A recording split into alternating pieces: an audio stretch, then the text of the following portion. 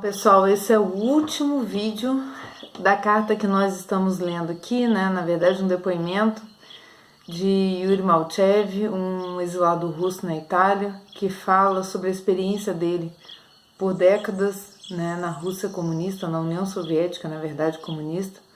O pano de fundo ainda é Guerra Fria.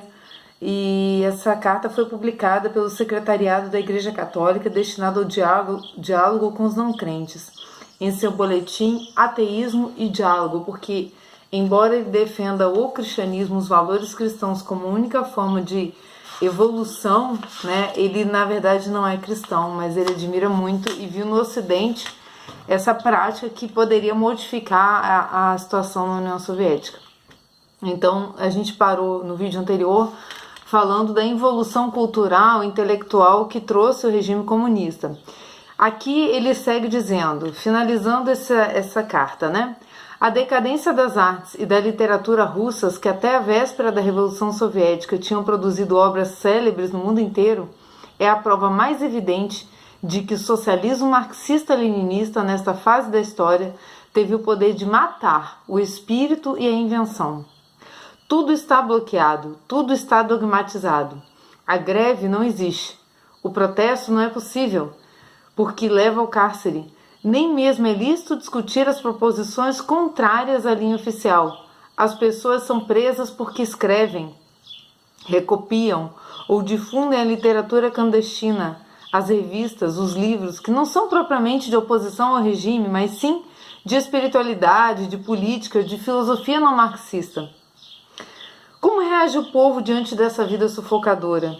Eu já o disse, pela corrida ao consumo, pelo egoísmo pessoal, ou o egoísmo de casta, ou ainda pela crise religiosa e a descoberta da fé nos valores supremos. Os descontentes se manifestam principalmente pela resistência pacífica, a não colaboração, o deixar fazer. A insatisfação popular é principalmente espiritual. Verifica-se um vazio de ideal e de participação no poder, sem esquecer o nível inferior de vida. Um operário casado com 2 filhos não ganha o suficiente para manter adequadamente a família. Marido e mulher precisam de trabalhar e juntos apenas ganham o necessário para comer. Por exemplo, a carne é um luxo reservado aos habitantes mais ricos das grandes cidades. E aqui me vem à memória, né, o Maduro comendo churrasco enquanto o povo está matando cachorro na rua, né? Em certas regiões há vários anos que não se vende carne. É simplesmente um artigo que não está à venda. Frente às grandes lojas GUM de Moscou, se formam todos os sábados filas de centenas de pessoas que esperam poder comprar um pouco de carne. Mais da metade dessas pessoas procedem de fora da cidade, talvez de 100 ou 200 quilômetros de distância. Engraçado, é um regime que quer tirar o oprimido da mão do burguês explorador. Ai, ai. Ninguém se revolta? Isso não é verdade, mas é difícil sabê-lo, pois a censura tem mão de ferro, e no estrangeiro só se recebem notícias do que acontece em Moscou, em Leningrado ou em outros grandes centros que as autoridades privilegiam e que elas tornam uma espécie de vitrina destinada ao estrangeiro, né? Os turistas que estão lá e só estão vendo o que está sendo mostrado nas principais regiões.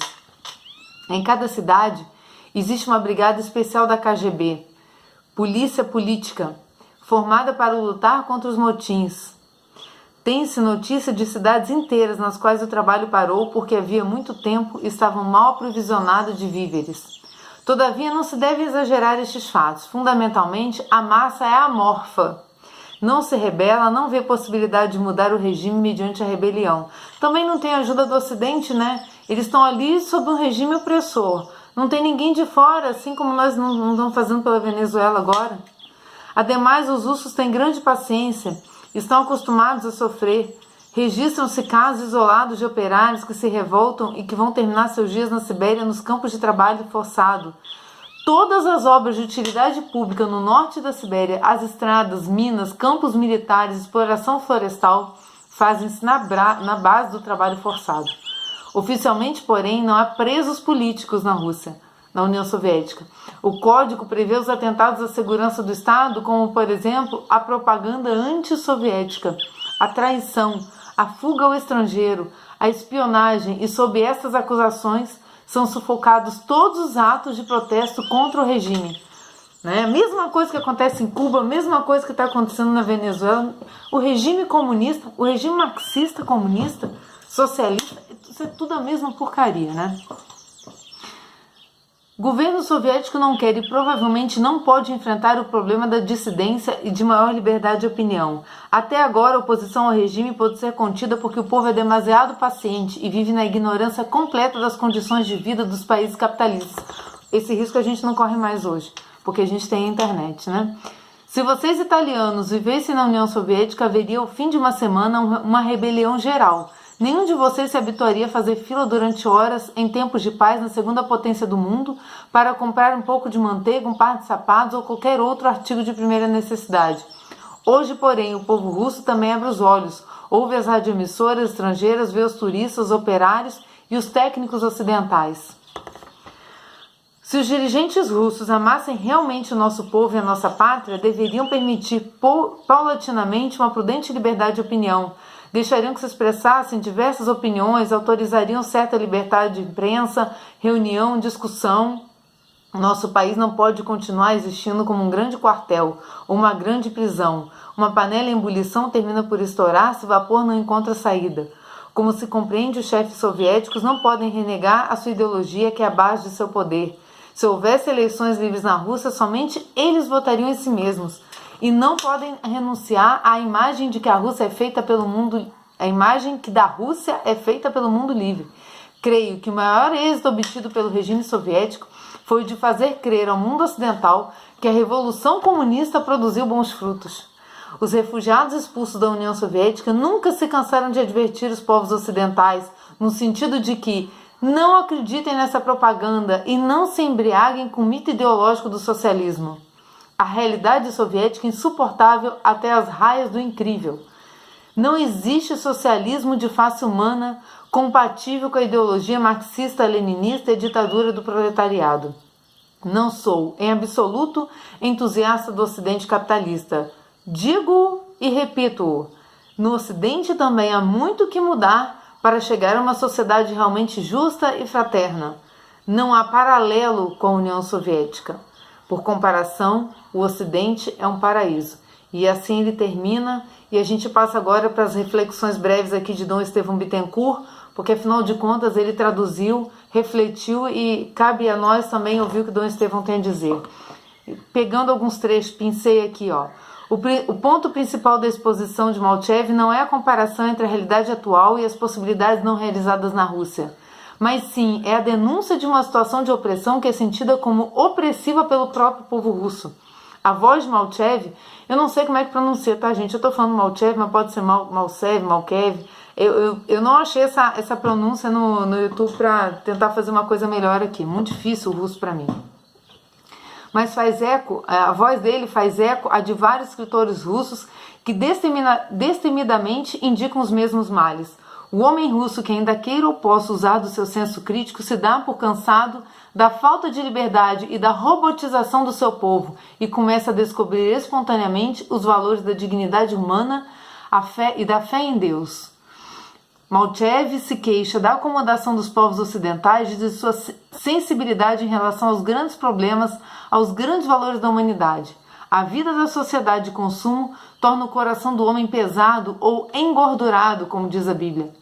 Em consequência, o homem ocidental, pela sua inadvertência, corre o perigo de ser invadido e sacudido por aqueles que implacavelmente se comprometeram com a causa do ateísmo e do materialismo. Óbvio, porque se o materialismo é o que está fazendo a base de consumo, para que lado nós vamos, né? Estes têm entusiasmo e não dormem, embora sirvam mau partido, ao passo que os ocidentais professam a melhor causa, mas não raro carecem de entusiasmo e de visão ampla das situações. Inclusive, trazem para dentro da própria igreja essa doutrina, essa ideologia comunista. Malchev não professa o cristianismo. Essa, para mim, é o ponto central do raciocínio de Dom Estevão. Mas julga que este é portador dos valores dos quais precisa o mundo contemporâneo. Em consequência, as suas observações interpelam muito especialmente os cristãos, não somente os clérigos, mas também os leigos do povo de Deus. Afinal, qual o cristão que se pode dizer totalmente tranquilo e desobrigado em relação à situação presente? Se não por sua ação direta nos campos necessitados de mão de obra, ao menos por sua oração e sua vida autenticamente conforme o Evangelho. Deve ele contribuir para a solução dos problemas que afligem a humanidade contemporânea. E a gente está encerrando o ano litúrgico, começando o novo ano no primeiro domingo do Advento, que é o domingo que vem. Encerra o ano do laicato. E fica aqui minha pergunta para todos vocês, né? O que nós fizemos nesse ano laicato enquanto leigos? Aonde que a gente está contribuindo para que a nossa igreja, a igreja católica, né? Aqui eu, caso falando da igreja católica, você pode ser protestante, sendo cristão.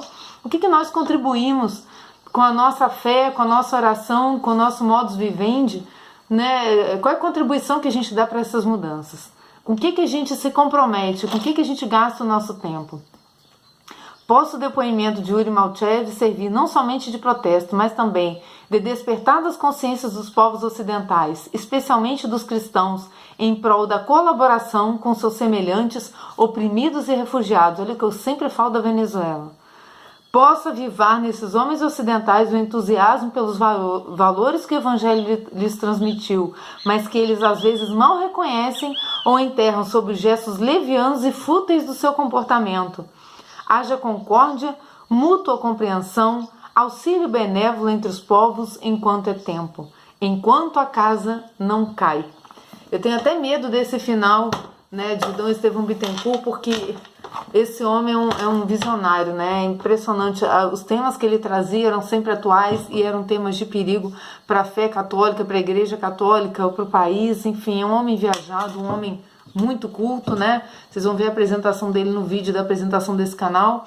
E para o próximo vídeo, encerrando essa etapa das aspirações do homem russo, a gente vai ouvir um pouco agora sobre a Svetlana, a filha de Joseph Stalin. Então fica aí mais um depoimento que a gente vai ver com relação à importância do cristianismo no combate dessa doutrina nefasta do marxismo e do comunismo. Isso aí, vamos refletir.